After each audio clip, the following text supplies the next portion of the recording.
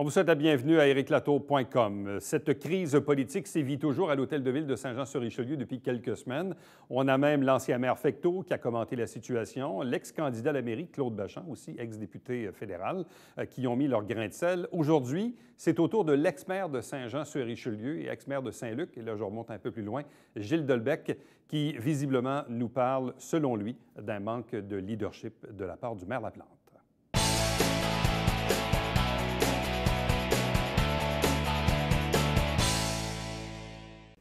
Une crise politique sans précédent survient là, à l'Hôtel de Ville de Saint-Jean-sur-Richelieu depuis quelques semaines déjà. Vous savez, il y a eu l'élection d'un nouveau maire, un nouveau conseil de ville, mais qui majoritairement, c'est à peu près le même monde qui a été réélu, à quelques exceptions près. Mais surtout un nouveau maire qui a tenté d'installer un nouveau style, appuyé par des indépendants au début, mais visiblement l'appui des indépendants s'est effrité. Et puis là, ça en est entraîné une crise avec le congédiement du chef de cabinet, ensuite le rapatriement des pouvoirs de l'exécutif vers le conseil municipal et ultimement la suspension du directeur général qui a été réhabilité dans ses fonctions lundi soir dernier. Et visiblement, la crise n'est pas terminée. Vous l'avez vu probablement à cette émission-ci. Il y a quelques jours, on a reçu les deux candidats à l'élection à la mairie de 2017, soit Michel Fecteau, le maire sortant, qui a été battu, Claude Bachand également, qui était sur les rangs également en 2013. Aujourd'hui, notre invité, lui, il a été maire de Saint-Luc de 83 à 2001 et maire de Saint-Jean-sur-Richelieu, ville fusionnée de 2002 à 2013. Il s'agit de Gilles Delbecq. Bonsoir et bienvenue. Bonsoir, M. Latour. Ça va bien? Sortez. Moi, ça va très, très bien. Et vous? Bon, ça va très, très bien. Est-ce que la retraite vous va bien? Ça va très, très bien. La Floride aussi? Oui, la Floride avec, ça va bien. Bon, mais là, vous êtes revenu de Floride. Ah oui, là, je suis revenu depuis le 10 avril. Bon. Gilles Delbecq, on se connaît depuis presque 30 ans. Et je me rappelle en 2013, à l'occasion de notre dernière entrevue, votre dernière entrevue de maire, en septembre ou en octobre 2013, ici même dans le studio, vous m'aviez dit, parce que je vous avais posé la question, est-ce que vous allez revenir un jour? Est-ce que vous allez commenter l'actualité politique, etc., etc.? Vous m'avez dit non, je ne jouerai pas à la belle-mère. Ça, c'est vrai. Bon. On s'est parlé il y a à peu près une semaine. Je voulais avoir un peu votre son de cloche. Puis vous m'avez dit, bah non, je ne suis pas prêt. Pas prêt pour une entrevue. Qu'est-ce que je pourrais apporter de plus? Puis bon, c'était plus ou moins. Après ça, on s'est reparlé vendredi, suite à la suspension du directeur général. Et là, je vous ai posé la question, est-ce que vous voulez venir en entrevue ou pas? Et là, vous m'avez répondu oui. Pourquoi êtes-vous ici aujourd'hui?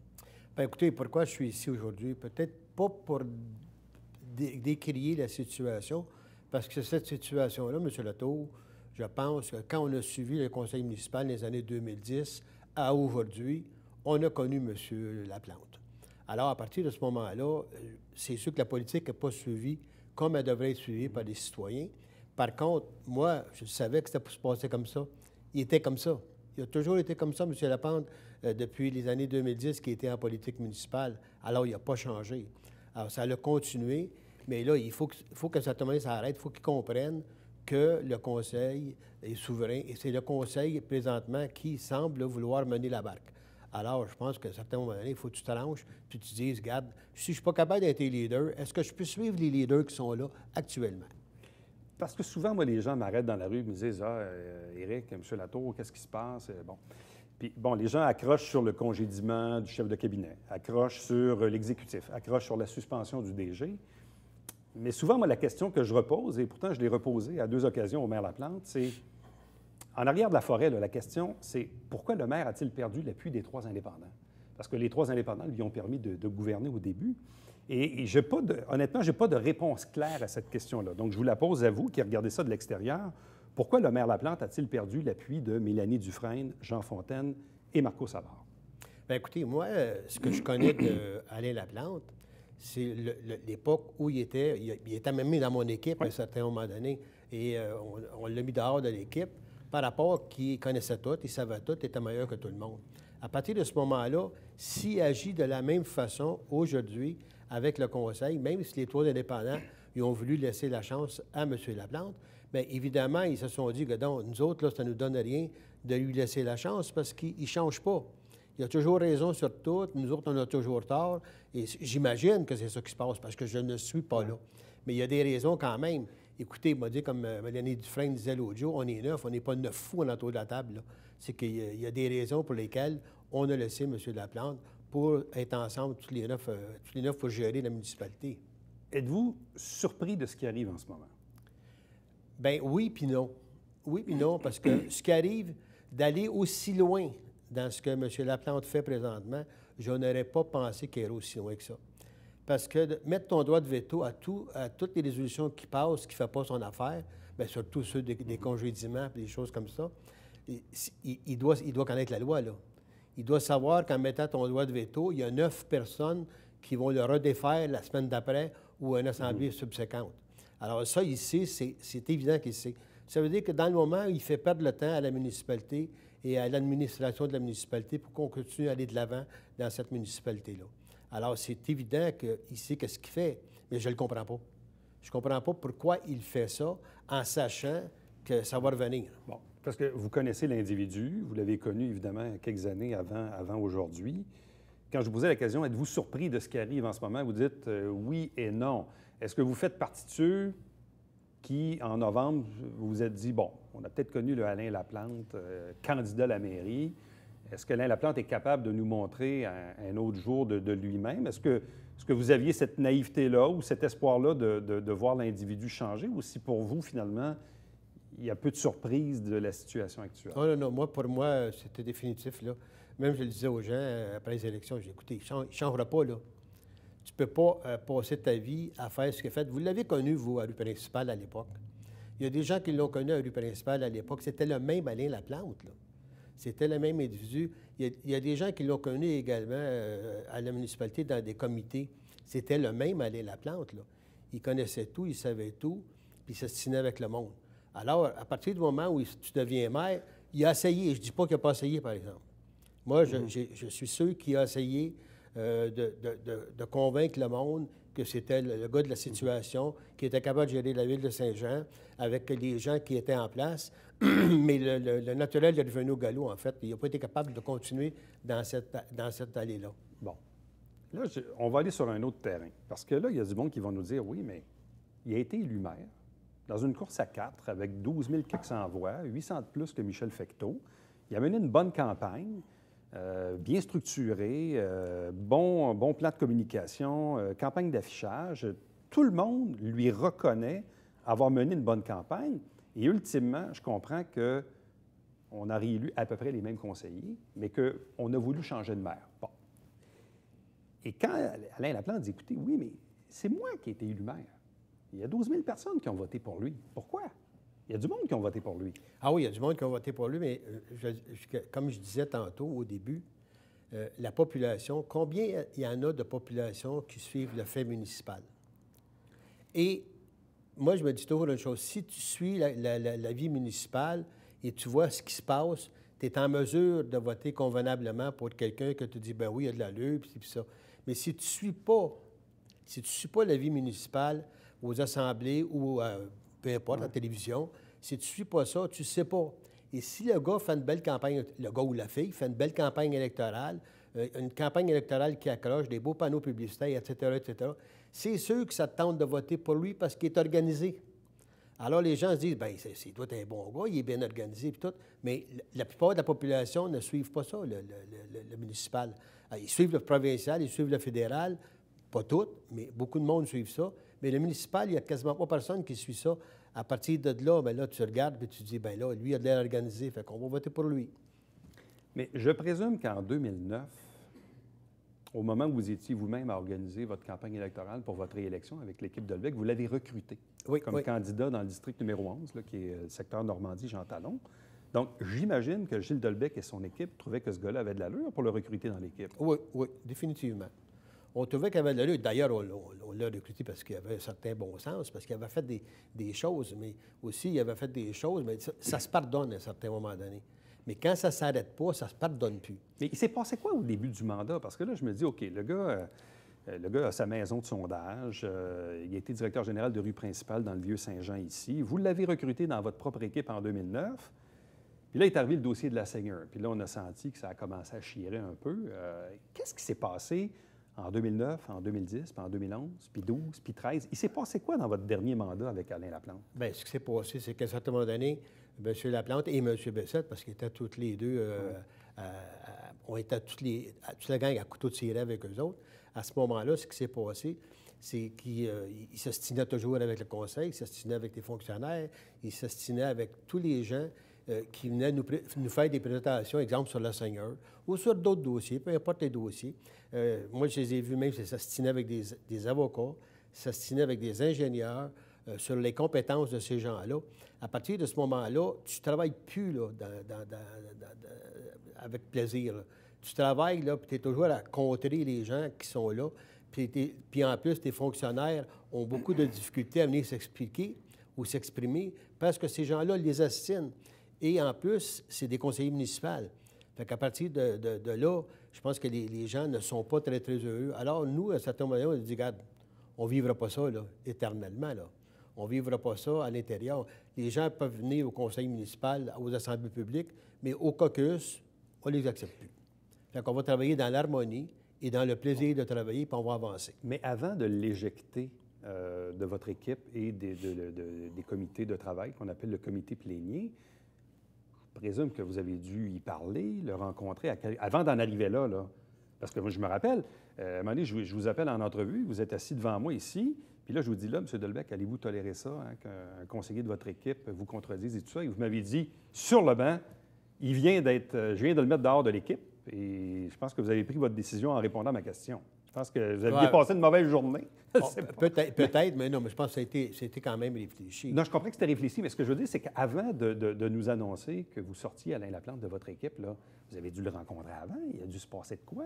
Avez-vous tenté de le ramener un peu selon... Oui, écoutez, à ma souvenance, je ne peux pas dire que je suis certain qu'on s'est assis puis on a pris un café ensemble pour faire l'harmonie, là, mais on a vu ce qui s'est passé, puis on a essayé d'essayer de faire une certaine harmonie avec tout le groupe. C'était une escalade? On essayait d'avoir un certain plaisir à travailler ensemble. Mais quand on a vu que ça ne marchait plus, bien là, c'était fini. Tu sais. Et je pense que c'était pour le bien-être de tout l'ensemble du groupe, parce que quand... je ne l'ai pas mis dehors tout seul, là, M. Laplante. On est une équipe. Là. Dans notre temps, là, c'était une équipe au complet. Là. Fait qu'à un certain moment, je disais aux gens, voulez-vous avoir du plaisir à travailler ou si vous voulez continuer à ce qu'on s'astine en comité plénier? Alors, les gens disent, on aimerait même mieux avoir du plaisir que de s'astiner en comité plénier. Mais la seule solution, c'est qu'on s'en débarrasse. Alors, c'est sûr qu'on ne pouvait pas s'en débarrasser pour les assemblées publiques, mais au comité plénier, on pouvait parce que ça, c'est privé. Alors, c'est ça qui est arrivé. Puis là, on a commencé à travailler, puis les gens avaient du plaisir à travailler. Parce que c'était l'harmonie, les fonctionnaires venaient nous expliquer des dossiers, on les écoutait, on posait nos questions, on ne se faisait pas astiner par personne, mais on allait de l'avant. Mais se faire astiner et dire aux fonctionnaires, tu n'as pas raison, tu as tort, tu as ci, tu as ça, là, ça devient un petit peu fatigant. Alors, c'est ça qui est arrivé à la fin du compte. Là. Bon. Donc là, peu de temps après l'élection de 2009, il arrive évidemment le dossier Singer, là, qui a été publicisé longuement. Alain Laplante, donc, quitte la formation de l'équipe Delbecq. Vous l'expulsez du comité plénier, mais évidemment, il demeure conseiller. Donc, et là, on l'a vu là, dans les 2 dernières années du mandat, 2012-2013, se levait de sa position de conseiller pour aller évidemment au micro à titre de citoyen pour poser des questions. Comment avez-vous vécu cette période-là? Bien, écoutez, on a vécu une période, c'était un petit peu l'enfer jusqu'à un certain point. Parce qu'un conseiller municipal qui se lève, qui s'en va au micro, c'est correct, c'est son droit de le faire. Jusqu'à un certain moment donné, même qu'on lui avait dit, écoute, Alain, tu peux poser des questions là, ça ne nous dérange pas que tu demeures là. Mais il allait au micro quand même. C'était correct, c'était son devoir. Mais vous l'avez vu par après, moi je suis parti en 2013. Après les élections de 2013, M. Fecteau a été élu. Vous avez vu le même Alain Laplante. Vous avez vu le même Alain Laplante venir au micro à toutes les assemblées publiques, poser ses questions, poser des calls, dire qu'il n'était pas d'accord avec ci, qu'il n'était pas d'accord avec ça. À un certain moment donné, on ne se pose pas de questions pourquoi il agit comme ça aujourd'hui. Là. C'est le même gars, là. Alors, vous le voyez le genre, un peu, puis vous êtes là à toutes les assemblées. Vous le voyez encore bien plus que moi. Là. C'est quoi l'impact? Parce qu'il y a 2-3 impacts. Il y a un impact plus politique parce que le groupe des Neufs a décidé de congédier son chef de cabinet, Guy Grenier. Évidemment, le Conseil a cru bon rapatrier les pouvoirs de l'exécutif, prétextant que c'est Mme Marcoux elle-même qui disait qu'il y a des résolutions qui ont été adoptées, disons, de façon soit illégale ou autre. Et ultimement, le maire qui, lui, décide à son tour de suspendre le directeur général, quoiqu'il a été réhabilité. Quels sont les effets ou les impacts collatéraux des événements que je viens de mentionner à l'intérieur de l'Hôtel de Ville où il y a 600 employés? Là? Mais, M. Leto, moi, je vous dirais que si ici, le directeur général se met à en mettre un dehors une journée, à chicaner l'autre une autre journée, ça crée un climat de non-confiance à l'intérieur des murs de l'Hôtel de Ville ou de votre organisation ici. Fait que là, les gens, moi, je suis pas là. Je n'ai pas retourné à l'Hôtel de Ville non plus pour voir ce qui se passait. Mais c'est évident que c'est fatigant pour un fonctionnaire qui ne sait pas comment le maire va réagir. Comment le maire va réagir s'il dit quelque chose ou s'il ne pense pas comme lui ou s'il se tient avec ou peu importe, parce qu'un fonctionnaire, là, c'est là pour t'aider et avoir des solutions aux problèmes qui peuvent exister. Il est là pour travailler pour la population, comme l'élu d'ailleurs, il est là pour travailler pour la population. Mais quand tu amènes des solutions aux problèmes, puis tu ne sais pas comment que l'élu va se comporter, il y a un problème. Il y a un gros problème.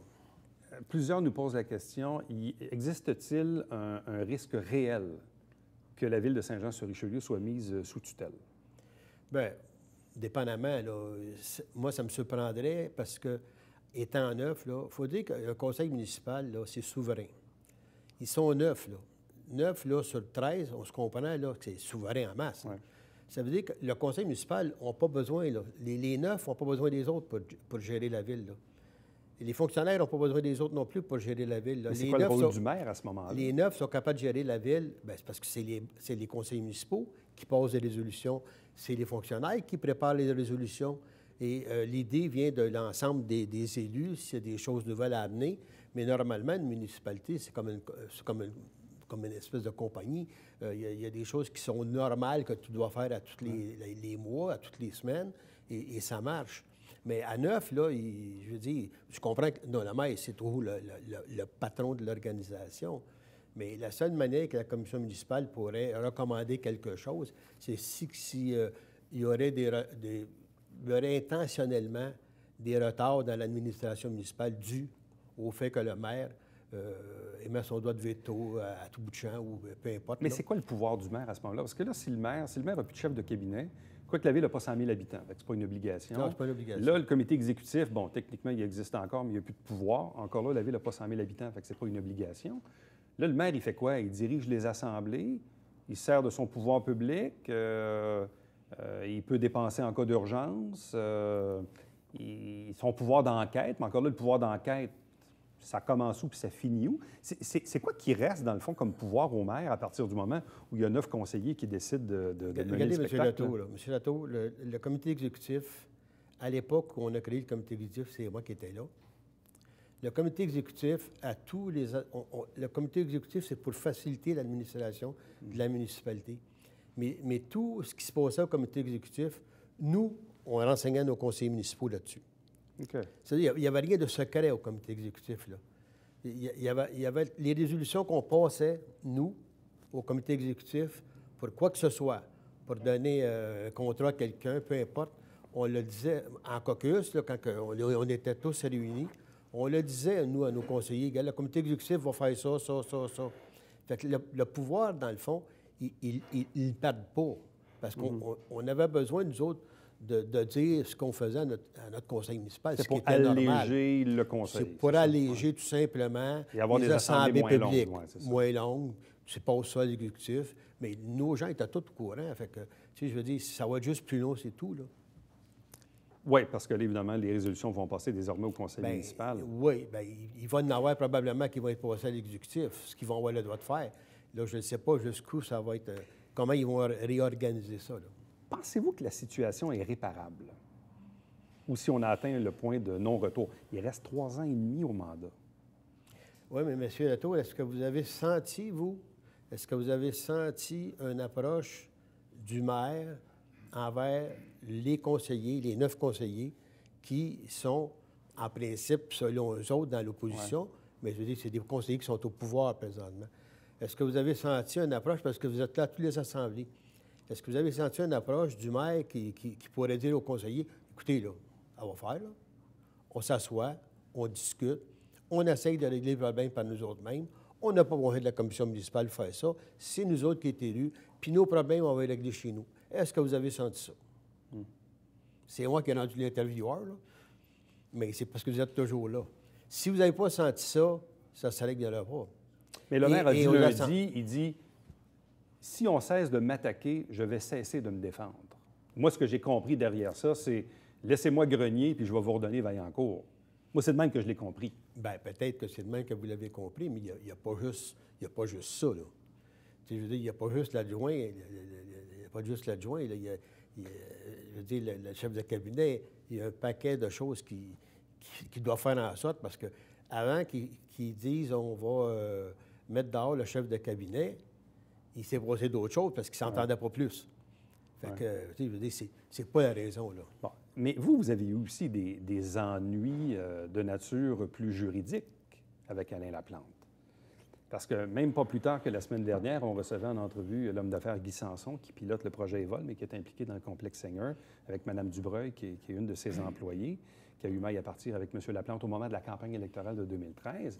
Et Guy Sanson, qui semblait un peu en furie, nous dit vers la fin de l'entrevue, il dit « Moi, je ne m'appelle pas Gilles Dolbec. » J'ai dit « Ça veut dire quoi, M. Sanson? » Bien, il dit « Moi, il n'y aura pas de règlement à l'amiable avec Alain Laplante. S'il ne se rétracte pas, je vais le poursuivre pour 2,5 millions. » Vous, votre ennui juridique que vous avez eu avec Alain Laplante, il était de quelle nature et pourquoi ça s'est terminé par un règlement à l'amiable? Bien, c'était lors de la commission Charbonneau. Pas Charbonneau, c'était lors de l'UPAC, quand l'UPAC a passé à l'Hôtel de Ville, à un certain moment donné. M. Laplante avait dit que j'étais de connivence, soit que j'étais innocent ou de connivence avec les gens qui ont été attaqués par la commission Charbonneau, là, qui ont été accusés, pas attaqués, accusés par la commission, par l'UPAC de toutes sortes de choses, qui ont été innocentés d'ailleurs il n'y a pas si longtemps.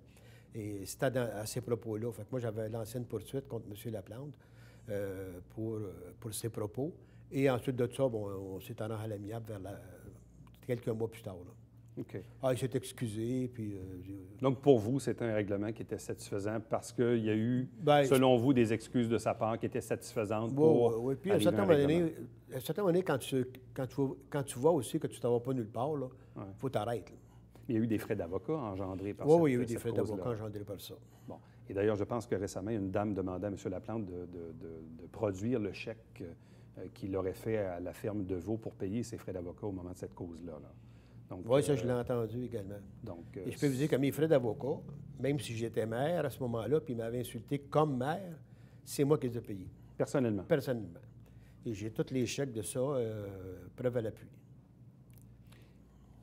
Suivez-vous encore pas mal la politique ou la politique vient à vous, finalement? Les gens vous en parlent, ils vous appellent encore Monsieur le maire, puis... Bien, écoutez, toute notre équipe, j'en ai encore la moitié qui sont au conseil municipal. Fait que c'est sûr qu'on se parle, là. Mais pour la suivre, non, je ne suis pas assidûment, là.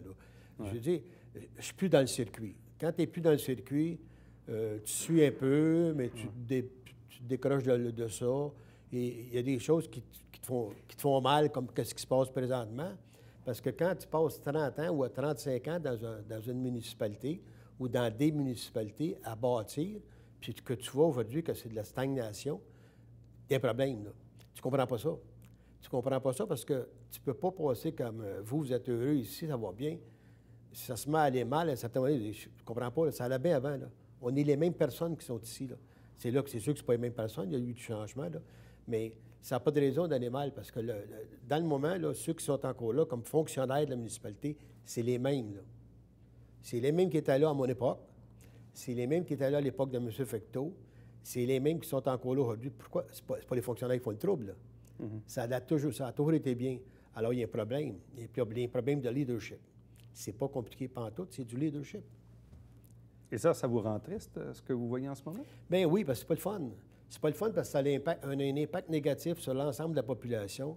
Puis ça va avoir un impact négatif aussi sur les gens qui veulent venir investir dans Saint-Jean. Parce que vous n'allez pas investir s'il y a un paquet de troubles, là. Et vous n'allez pas en quelque part vous n'entrez pas en quelque part s'il y a de la chicane, vous, là. Vous allez dire, wow, ne m'aide pas de ça, moi je recule, puis je vais revenir quand il n'aura plus. Fait que ça ralentit les affaires, tout simplement. Mais c'est ça le côté malsain de cette saga-là qui se passe présentement, là. Gilles Dolbec, merci beaucoup. Ça fait plaisir, M. Lefebvre. Continuez votre bonne retraite. Oui, M. Latour, merci beaucoup. Merci. Restez avec nous au retour, la conclusion de l'émission.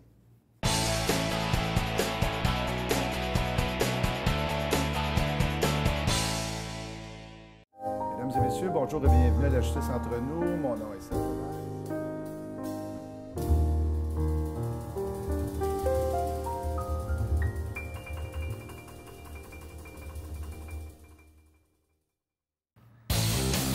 Salut, c'est Alexandre Baudouin. Et François Trépanier. François, cette semaine à Sport Express, on parle de NASCAR Pinties. Oui, avec Jocelyn Fecteau, le pilote, et sa conjointe Catherine Almeida. Toute une émission, ça va rouler vite, hein? Oh oui. Manquez pas ça.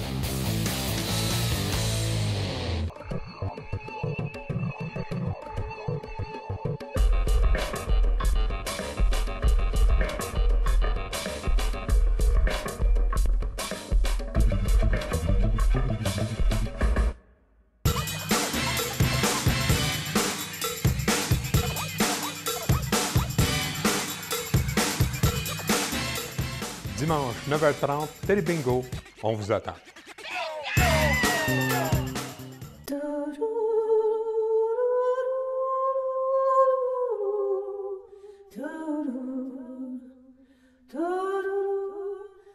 Coulisses Bêta, jeudi, 19h.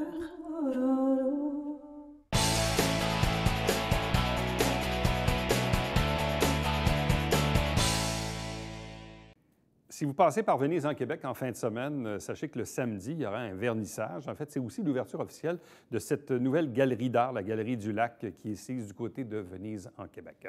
À chaque semaine, on vous présente un résumé des travaux du Conseil municipal de Saint-Jean-sur-Richelieu. Donc, cette émission se retrouve évidemment sur nos ondes, mais vous pouvez également la regarder en différé via le web. Chaque dimanche matin, 9h30 en direct, c'est le Télé-Bingo. Il y a toujours cette saison 4 000 $ en prix, 30 détaillants pour acheter et vous livrer. Pour avoir la liste des détaillants, vous allez sur le site Internet de la télé, tvhr9.com. Vous allez pouvoir voir ou revoir également des entrevues qu'on a réalisées ici même à cette émission. Et puis, entre-temps, si vous désirez me joindre, Éric Latour en un mot, à commercial tvhr9.com et ériclatour.com, diffusé tous les jours de la semaine et en rafale, notamment le dimanche, en fin d'après-midi. À demain. Bye-bye.